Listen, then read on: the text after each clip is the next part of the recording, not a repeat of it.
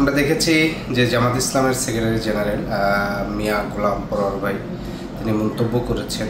তো সেই প্রেক্ষিতে বিষয়টি হচ্ছে যে রাজনীতিতে একটি দল আরেকটি দলের বাপ হতে চাওয়া কিংবা এই ধরনের বক্তব্য দেওয়া, তিনি সিনিয়র রাজনীতিবিদ, বয়স, অভিজ্ঞতা অনেক কিছুতে আমাদের থেকে বড়।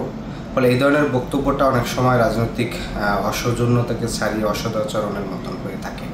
দ্বিতীয়ত বিষয় হচ্ছে যে একটা গণ অভ্যুত্থান হচ্ছে সকল রাজনৈতিক দলেরই অনেক ঊর্ধ্বে, এবং এনসিপির জন্ম হচ্ছে সেই গণ অভ্যুত্থানের প্রেক্ষাপটে, এবং তখন কিন্তু বৈষম্যবিরোধী ছাত্র আন্দোলনের ব্যানারেই সকল রাজনৈতিক দল সম্মিলিতভাবে আন্দোলন করেছে এবং তাদের নেতৃত্বে আন্দোলনটি করেছে।